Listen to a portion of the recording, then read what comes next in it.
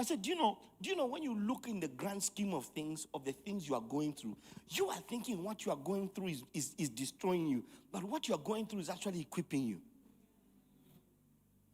And God needs to take you through that process so that you receive the necessary tools for you to function on the other side of this thing.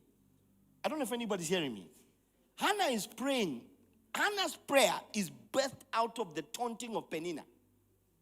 Peninnah is taunting Hannah. Peninnah is just coming out with babies left, right, and center. It's like Elkanah just touched her. Bam!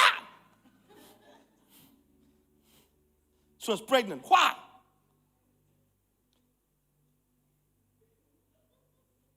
It was one of our people I pastored, right? She was a member of the church in the past.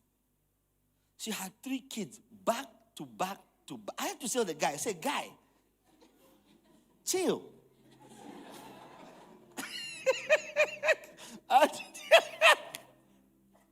3 back to back.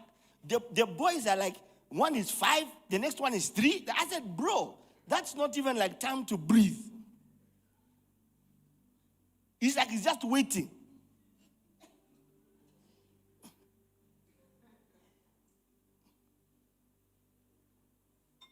No jokes. The kids are not even 18 months old. Pap, pap, pap. I said, bro.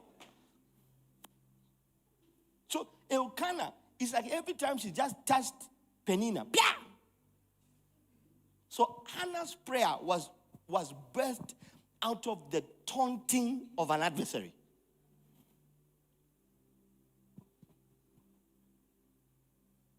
Now, if you think that your testimony is just about you getting a child, then the book of 1 Samuel would end at 1 Samuel. There would be no 2 Samuel. In fact, it would have not been called the book of Samuel. It would have been called the book of Hannah. But Hannah is only 2 chapters. And you see, that's the silly thing about us. 2 chapters of something that will become 2 books. But those 2 chapters seem so significant at that point. Hannah's only mentioned in 2 chapters.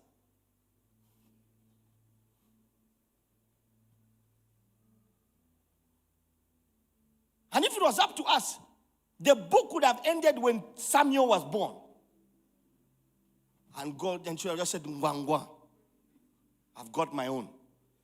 But do you know that God was looking for a prophet? And God needed to find a barren woman so that she can give birth to a divine burden.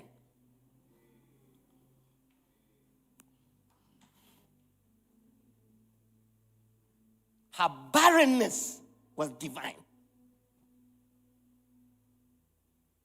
God chose not to give her a womb, a child, to preserve that womb so she can say, I will give you a prophet. So it was the process of taunting, the long way around, that Hannah eventually said, you know what, God, forget this, I'll give you a prophet. That's what happens when you go through training. Beloved, Jesus was led by the Spirit, led into training. Yes, to be tempted of the devil. This is where God says, Satan, swa. Try. I don't know if anybody's hearing me. You see, this time allows certain things in your life with the intention of them not destroying you. The Bible says no man is tempted beyond that which he can handle. It means even the scope of our temptation is already defined. All right. Let me give you an example. I've used this example before, just as a matter of examples. Right? Recently, I've started drinking something that's very nice. It's called hibiscus tea. You see, my wife has put me onto the game. And now hibiscus. I'm buying the tea, but now there's actual hibiscus. Oh my God. It's going down. She makes this concoction, right? Hibiscus. I love the hibiscus, right? It's good, right? Hey, listen, some of you are laughing, but when you reach certain numbers like 40, and you start caring about certain things. Certain things don't, you understand? I was telling someone, there was a young boy who was with me the other day. He said, okay, I'm going to Lusaka, go come. I said, at my age, I can't. I will go, and I'll let you know when I'll come. Go come. No way. No way. No way. Even just driving to Kitwe now, like, whoa. I tell people I'll be there on Friday. It's Monday. Not coming. No, Fridays. My body can't take that. Right? So this is what I'm trying to explain. Right? So there are certain things that my wife likes to eat that I don't like to eat. Okay? I don't know if you're hearing what I'm saying. Okay? And one of them is Finkubala. Right? She's here. Okay? I'm not looking at her. I'm looking this way. Which one of you eats Finkubala? Here. It's you. You don't like them, huh? But he makes you, anyway, you're a good wife. You've learned to like. I hear you. Suffer along. Eh? There are things that she likes. There are things which I like. My wife doesn't, naturally she doesn't eat meat. Right? So the meat thing was because of me. In fact, when I met her, it was just chicken, fish. Yeah. In fact, women, that's why women, you are a blessing. Yes. In fact, you will know a happy home by the waist size. Yeah. You know, there are women, listen, those of you who are young men, yeah? Those of you who are going the way of marriage, it's a trick, my friend. Watch out. Build your metabolism now. Work on it now. Because they'll feed you, then they'll say, look at you. But I'm like, how did I get here? But women are different. Women can eat and miss a meal. A woman can say, Namishwa, Lelo, Shidile. A man can never.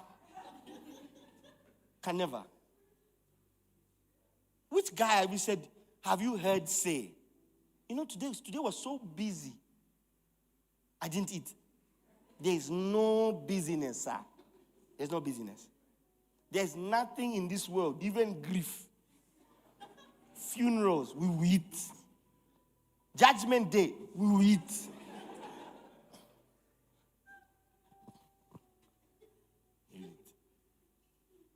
That's why food will never be a temptation to a woman. That's why even look at the way women eat. Women don't eat because of food. They eat for experience. You know, hi, follow me today. I'm going to this restaurant to try out its ambience. There's no ambience for a man. We can eat as on that day with smoke in our face. I